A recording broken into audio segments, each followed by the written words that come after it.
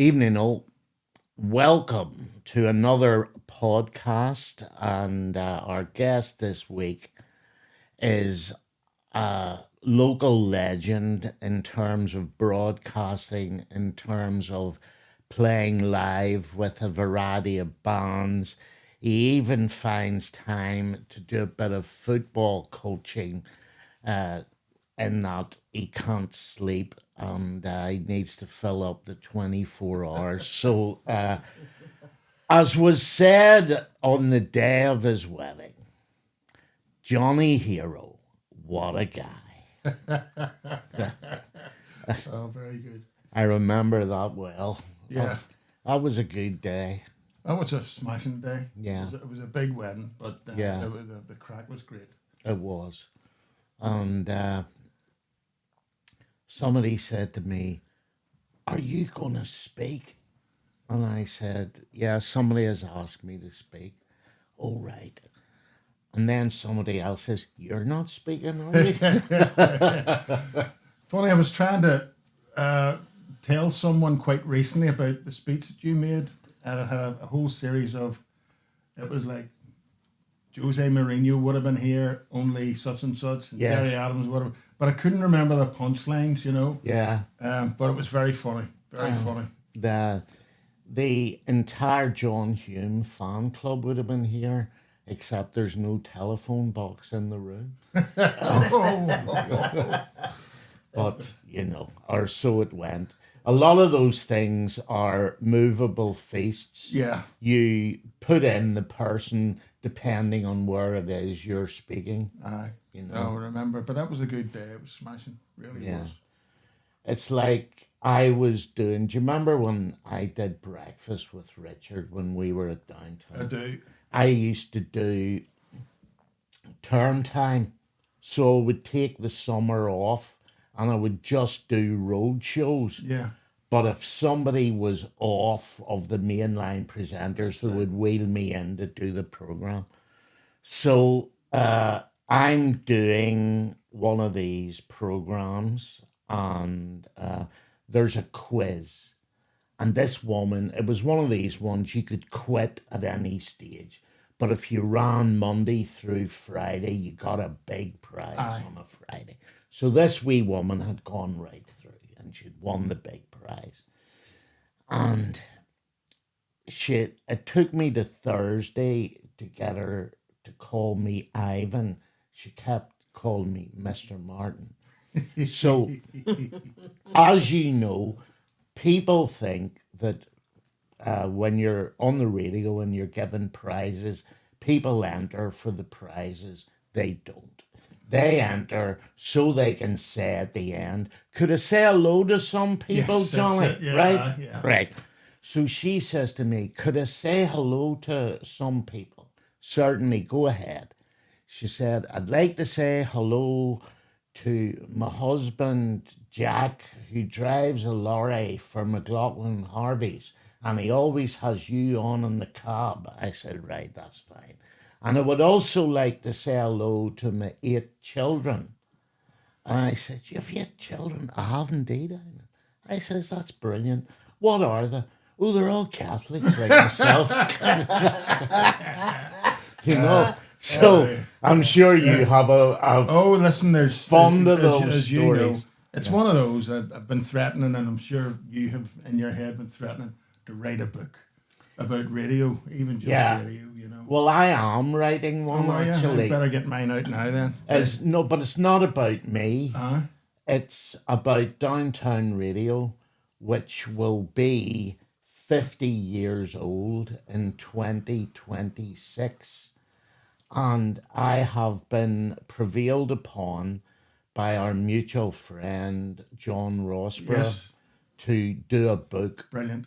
Now, the great thing about it is all the technical stuff, he knows it all. Aye. Like, if somebody said to me, "What was the date of your first broadcast?" I wouldn't have a yes. notion. John knows all that stuff. And he understands all those hertzes and megahertz and whatever. What transmitters were being used Yeah, and all yeah, that. all yes, of that. that's John's So thing. John will do all that stuff. and I will do the stuff that the lawyers will pour over. So it should be a bit of crack.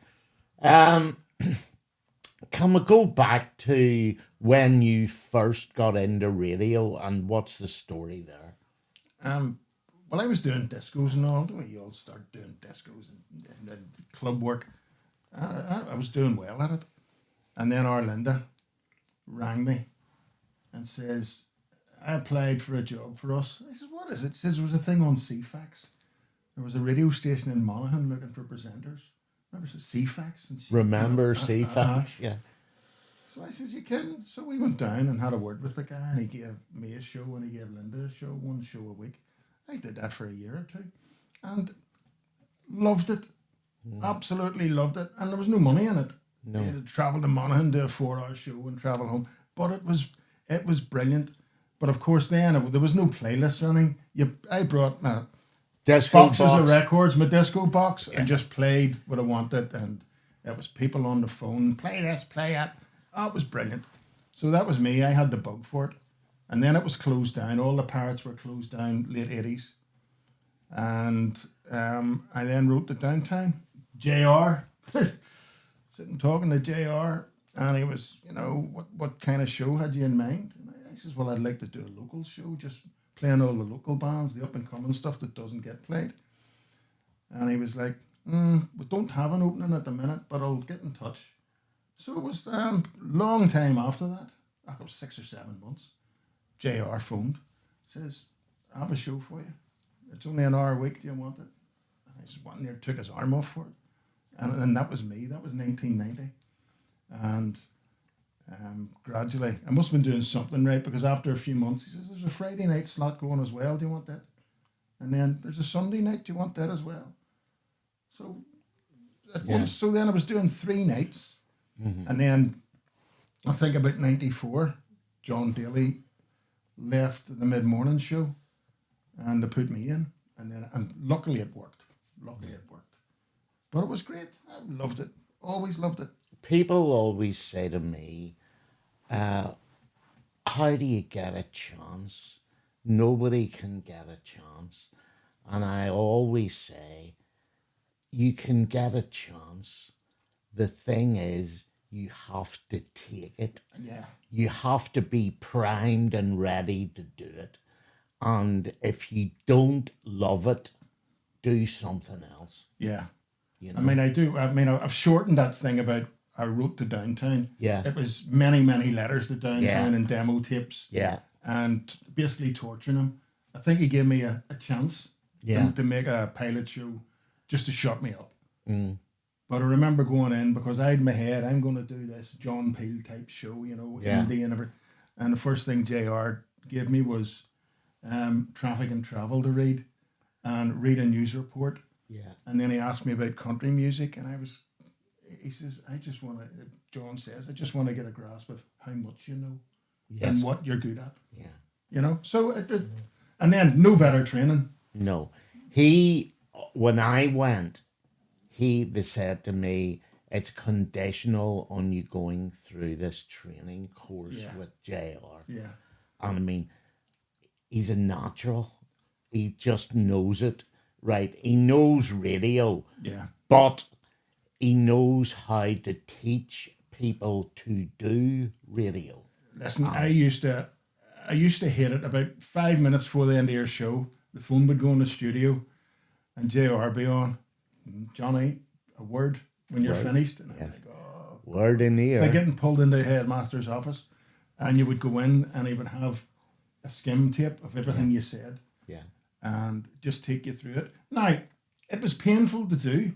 Yeah. But it taught us all how to be proper radio presenters. It stopped us making the same mistakes all the time. That's right. And it's funny, when I listen to young ones on the radio now, I'm thinking, God, JR would have your head for that. Well, I was listening to something the other day in the car, and the guy who was presenting made a mistake. And he spent the next 3 or 4 minutes explaining how he'd made the mistake, why he'd made the mistake. JR used to say to us, if you make a mistake, don't refer to it. Yeah. All you do is compound the felony. Yeah. you know. Just move on. Yeah, and that was just I mean, he had good advice, and if you listen to him, you know, at initially you might have thought, ah, nah, he's being over fussy here. He wasn't, I you remember know. JR gave me a compliment one day when he was getting through one of the shows, and he says, I have to hand it to you, Johnny. When you're in here and I have to tackle you about mistakes, at least you're making new mistakes. Because when I tell you once about something, you don't do it again. So it was gradually Yeah, ticking off the things that I was doing yeah, wrong. But I mean, look at Northern Ireland Radio. yeah, JR has put most people through their paces. yes, uh-huh.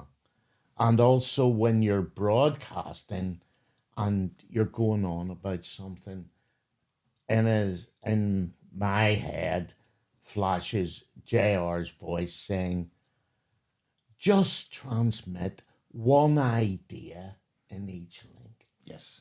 You don't need to move on from some to another. Just do it, Yeah. And no, he is, as you say, he has been very influential in radio here. Oh, wow. I mean, he trained everybody. Anybody that's half decent. Yeah. And you can hear the training. And Yeah. you can hear it in the ones that he hasn't trained. you know? Yes, isn't that the truth? I remember when you joined a mutual friend of ours who I think at the time you were playing football with, Stevie Looney, Yes, yes. said to me, my big mate John is going down there. Will you keep an eye out for him? So Stevie being a good mate, I sort of said, who's this guy? And da da da. And I found out very quickly that the last thing you needed was a minder. You took to it like a duck to water. I did love it. It was, to be honest. And again, the training ground was doing the clubs Yeah, and doing all of that. And it's not like the DJs do the clubs now. Doing the clubs then, you had to be able to use a mic. You had to be able to talk to people. You had to be quick with it if you were doing, like game shows and yeah, quizzes and all. yeah, And, because there was always somebody slagging and heckling. And so when I got on the radio, I thought that this is it for me. This is brilliant. yeah. When I got the breakfast show in downtown, my present to myself was I stopped doing weddings. You see, I don't like doing them either. Yeah. If you see me doing a wedding, it's because it's a really good friend or it's a Yeah. big favourite getting pulled in. I don't like weddings. And it's the guys who say, play Layla, will you, big lad, play Layla. So you hook out Layla and play it. And 5 minutes later, play Layla. I Wow. said, I just played it. But by this stage, they're all flying. And I said, well, play it again. And I thought, Play later. Played it 5 minutes ago. But I was at the toilet. Aye, yeah. And then here you go. yeah, And then the guy gets another few drinks and comes up again. Yeah, play that yet. yeah, Oh, God. But I say the clubs and the DJ circuit was a great training ground for radio, but that's not the case anymore. no. Well, nobody says anything No, for they a don't. start. They don't. Most of the DJ controllers and all they use, there's no actually an input for a microphone even anymore. Yeah, They just don't do it. I mean, I've been booking bands and DJs for donkey's years, and I always get messages from people saying, "I'm a DJ, can you get me work?" And just hand them a microphone. Oh, don't use that. Well, so what do you do? Well, I just play deep house. I mix deep house, or I mix Ibiza anthems, or whatever. I said, it's all very well, but you can't limit yourself to one kind of thing. no. If you want to get real work, you've got to tell people, I'll play any theme night you want, and I can compare shows, and I can, as you know, because that's where you get a few pounds. Yeah. It's, that was always the thing where they would say, well, there'll be plenty of work outside, Yeah. Yeah. and at a time there was, Oh, yeah. but then back in those days, people used to go out every night of the week. Yep. Yep. Whereas now they go out on a Saturday and they start at like about 6 o'clock and they roll through to 7 the next morning. Aye. But it's still only one night. No, I mean, I would tell even our ones that when I was DJing, I mean, certainly when I was in the Royal Ascot and carried off, I was doing 7 nights a week. Mm. Different themes. You know, there was a rock night on a Sunday, nurses' night Tuesday, and parties the other nights. Friday night was oldies night. Saturday was the chart night. Not but that was. But loads of places did that, and you always got a good Thursday, Friday, and Saturday. Mm-hmm. But then with the way working patterns changed, and I suppose disposable income changed, now people kind of it's an investment to go out this Saturday, and they don't even go out every Saturday because they can't afford it. Yeah, it's crazy. But, you know. But then when we were all DJing, it was brilliant. Yeah, yeah. It was good fun. Uh-huh. And the people who came through the clubs were the ones who, when the radio station decided to do road shows, Yeah. were the ones who could do them, Yes. That's you right. know? Whereas the other people who had come from wherever it was, hospital radio or Yeah. anything, they weren't used to playing to a live crowd. Yeah. Weren't used to sort of doing that whole interaction and actually communicating with people. And the golden rule early on, get the crowd on your side, and then you can do what you want. Yeah. But the first couple of minutes of the show is introduce yourself to the crowd. I'm your mate. I'm here to make sure you have a good night. And a lot of people still don't get that. No. It's a strange thing. How did you get your name, Johnny Hero? Was it like a thing in the, like a music book or something? No, listen, we were talking earlier on about nicknames before we come in here. I was a David Bowie fanatic, and I played in bands and everything else. And I remember there was a club in Twinbrook we went to, but no matter what band came up, I mean, Kathmandu used to come up, and a band called Kicks, and I knew all these people, and they always sang the Bowie song Heroes. But they used to get me up to sing it because they knew I'd sung it before. So after a couple of months of this, it was, there's your man, John Hero.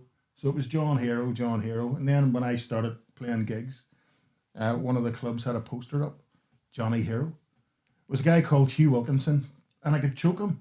He worked in a printers, and he made this big poster of a big He-Man, which is Johnny Hero. And then it stuck. It was one of those, it just stuck. Yeah. My ma was mortified. My ma was on. And when I started in downtown, she was, our John's on the radio, our John's on the radio. Get the Irish news because the radio listens and all are in. And then here she was. And I thought, Jesus, somebody's dead.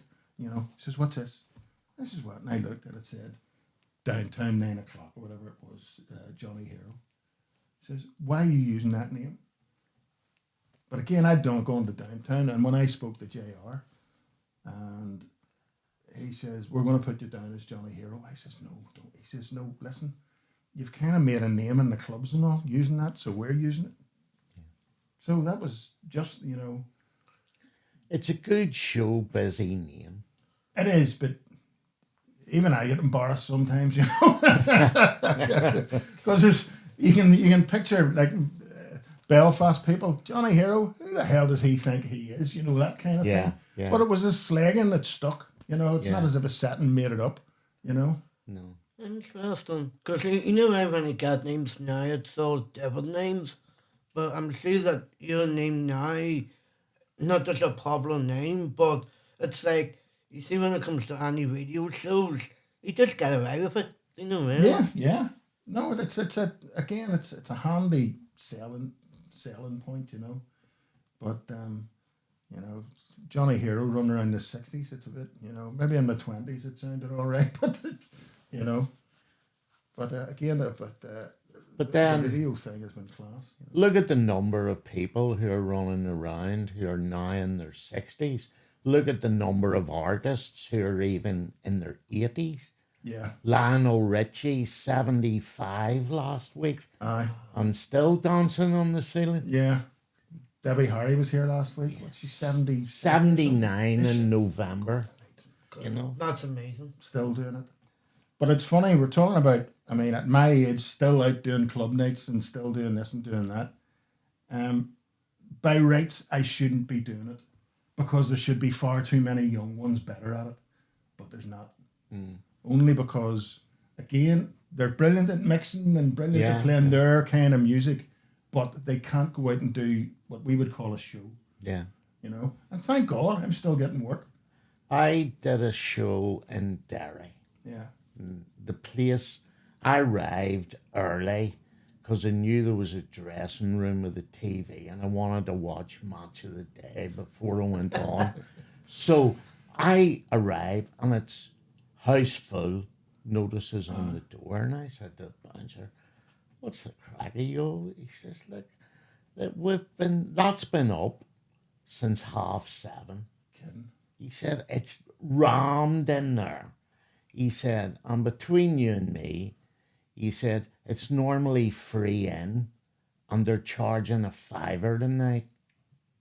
And I said, "Right." So fast forward, watch the match, do the show, blah, blah, blah. I'm heading and the guy says to me, "I'll walk you out to your car." Right?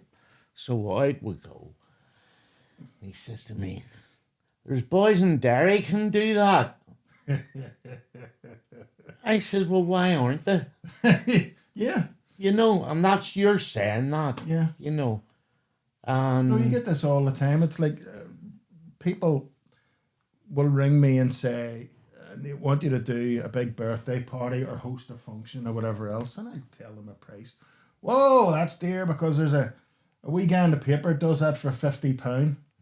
Great. Go Ring and get 'em. them. Go and get them.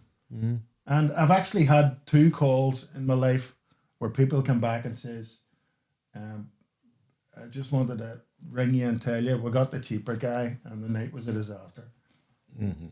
Yeah. You know, it's like anything, you get what you pay for.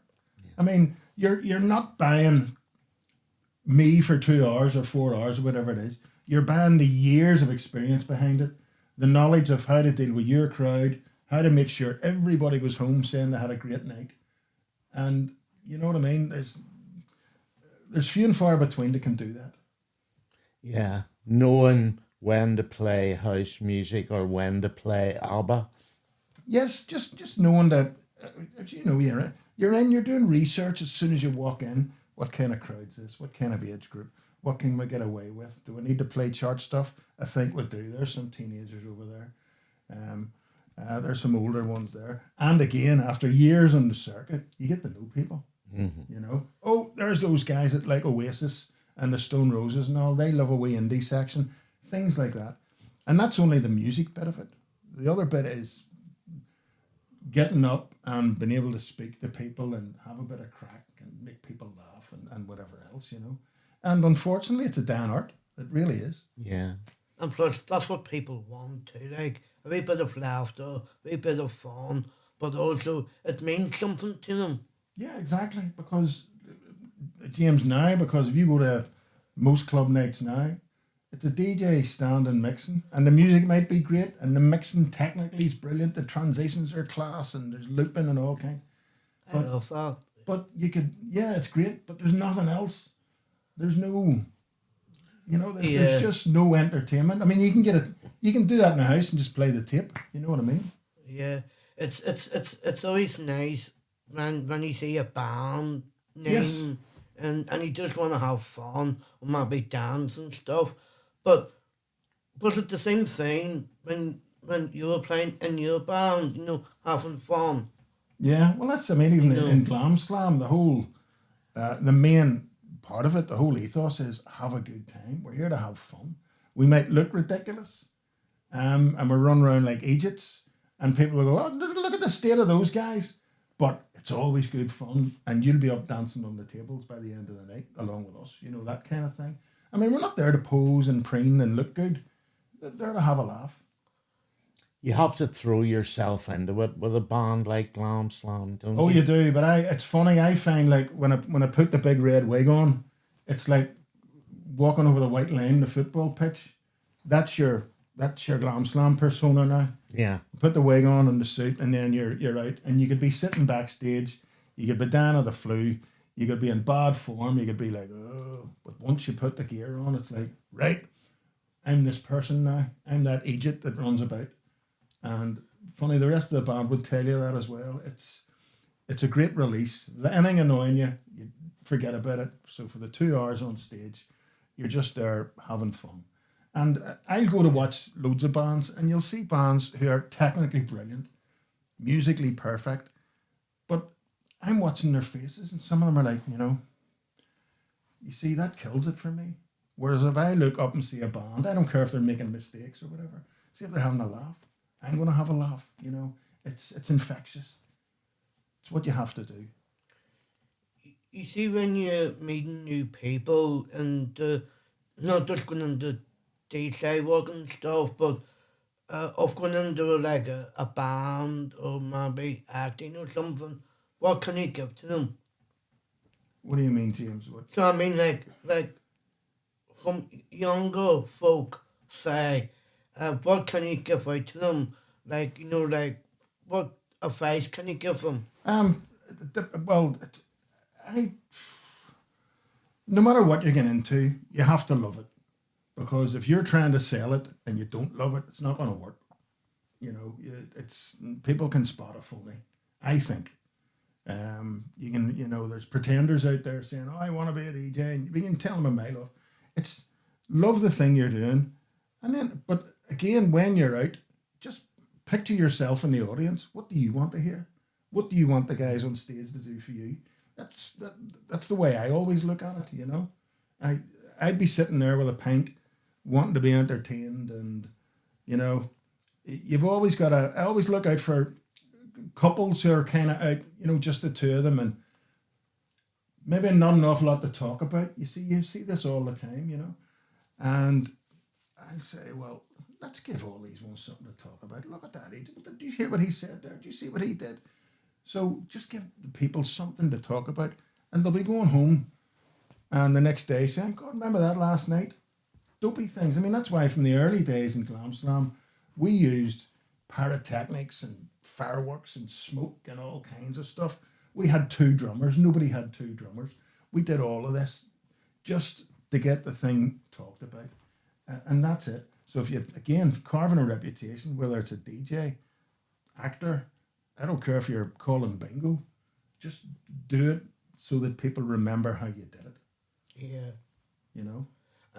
I'm sure when you first having guests on your radio shows, I'm sure that was a different ball game. You just turn up, you can fight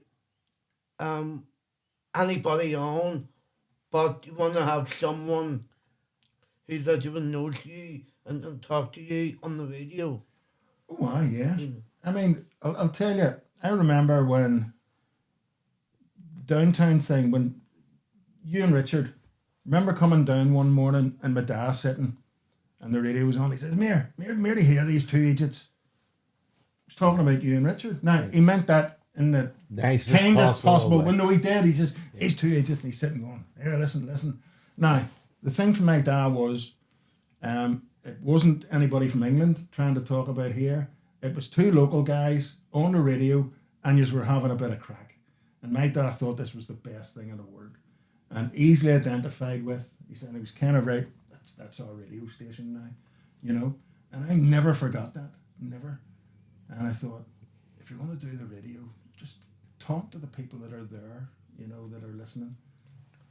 Richard and I knew very early on that if you're going to be up at that god awful time of the morning to do that show, you needed to enjoy it. And therefore, if you wanted to laugh, you laughed. Yeah. There's none of this suppressing. Richard would say something that amused me, and I would openly laugh. Yeah. And he did it as well, and it just seemed to strike a chord with the audience. No, but the thing is, you describing that now, people might say, big deal. But then it was a thing. Yeah. Because then radio, up until then, radio was very pole-faced. Yeah. And, there was no, it was as if you guys were sitting in a bar doing a show. Really? Well, we, one morning I remember, and there was a big bed shop in Great Victoria Street opposite Farnham House, and they wanted Richard and I to do the show live from, and they put this king size bed in the window, and we're there with the microphones, and we put on like sleepy hats, I like remember seeing a Wee photograph of that. Willie Yeah. Winky and all that. And we did the show from the window of the shop, and people driving past were all tooting and raving, and people were coming to the window. So by the end of the show, the window, there was, as the market traders call it, a hedge in front of the thing, and it was a bit of crack, and until I fell asleep at one point. I was so comfortable and relaxed. But Richard, getting near the end of the song, big lad, you better. All right. But again, you two guys, the humour was, as you say, unsuppressed. It was natural. It was our kind of humour, local. And some of it was quite irreverent without ever overstepping the line. Yeah. There was wee digs in at various public figures, let's say, or whatever. Yeah. But again, it was different. Up until then, radio had been, hello, here's a new one from Rod Stewart, and Yes. it's 5 minutes to 1, or whatever. Yeah. Yeah. And that was it. It was Richard used to have this great thing where if somebody had an unusual name, Michael Portillo was introduced as a new cabinet minister, a member of the government. So Richard said to me, live on air, this was like nothing rehearsed or anything, and he said to me, "What's the name of this new minister?" I said, "Portillo." Portaloo. And he was forever Portaloo. We did a thing one time, make an anagram out of Barry Manilow. And this guy came up, one of the listeners came up with Wham a bin lorry. Right? And any time you played Copacabana, Wham a bin lorry, and but it was good fun. The so-called punk explosion here in the sort of middle towards late 70s. Lots of bands from here got deals, Protex and the Undertones and so on and so forth. But you were around them with the ex-producers? Ex-producers. Funny, I remember one of the, a real big highlight for me, I remember sitting in my mate Joe's bedroom. You were doing the Downtown Indie Show, whatever it was. Aye. Was it called Nothing? Have Better? you heard? Was it? Anyway, so we were sitting around the radio, and you played a couple of ex-producers tracks, and we bounced around the bedroom. We were like, yeah. It was like top of the pops. It was just, and I never forgot that. Never forgot it. And to be honest, that's why when I had a chance to go into radio, that's what I wanted to give to other people. The chance to hear their wee demo tapes on the radio, because the see that buzz. We were all kids, just practicing where we could in a youth club, and nobody had any proper equipment. And there's thousands of bands out there like that, but there we were on the radio, and it was Rastus, God rest him, that engineered the session. Yeah. And because we went into the studio, we hadn't a clue what we were doing. So he basically taught us how to set up and everything. But to hear it on the radio was whoa. Yeah. So again, we were one of loads of bands here, thought we're going to get a deal. We were invited to go to London, spoke to a few companies, and nothing happened. Yeah. But same for loads of people. We played a load of gigs, and that was it. And you always sort of think, I should have done a bit more, But it's again, maybe if we'd put more effort in, we would have got somewhere. But hello, But it's still, I'll never forget that buzz for the first time hearing ourselves on the radio. Yeah, that a number of people from bands have said that to me Yeah, down the years. You know, the guys from the Tear Jerkers. Do you yeah, remember them? And oh, lots of them. I mean, I'm still friendly with people from that time, yeah, like the boys out of the Outcasts, yeah, and all like I was talking to Owen out of Protex last week, yeah, and you meet people, and it was a nice time and a good era, and some great music. I remember you mentioned Rastus. I was in the building, and he came into me and he says, I think you should come in and listen to this. aye, And he took me into the studio and he says, listen, these are guys from Derry who came up to record this. Bang, teenage kicks, yeah, you know, like, wow, yeah, and it, it, one of the saddest books that I ever read was a book about the undertones. yeah, And it was sad for this reason. They had so much success and so many hits, but the truth of the matter was all they wanted was to get the gig done and get back to Derry. aye, And they could have, if they could have adapted even for a few years to life in London and around Europe, it they could have been global. yeah. I know what you mean. They were basically treating that brush with fame and this necessity to go to the music biz as a necessary evil Yeah, instead of embracing it and making use of it. yeah, But it is a big decision. You see, that's the problem for bands from here. Unless you make that big move to London, still, you're kind of hamstrung. You know, the boys from the Energy Orchard had to go over. Star yeah, Jets went yeah, over. yeah, And a lot of people who stayed here didn't go over, and that's maybe what held them back. Um, but yeah, I mean, now the big bands, of course, are like, well, Snow Patrol, Two Door Cinema Club, and people yeah, like that, yeah, and they're doing really well. But back then, there was very little outlet, yeah, very little. yeah. I mean, Snow Patrol have really Oh, dear, gone to the it's next been level, haven't crazy. I mean, stadium band, they? Yeah, yeah, But Two Door are doing really well. And then there's hundreds of bands around at the minute. I mean, there's bands that I would play snippets of on the radio. Lonely Astronauts, people like that. Just Louise Crane.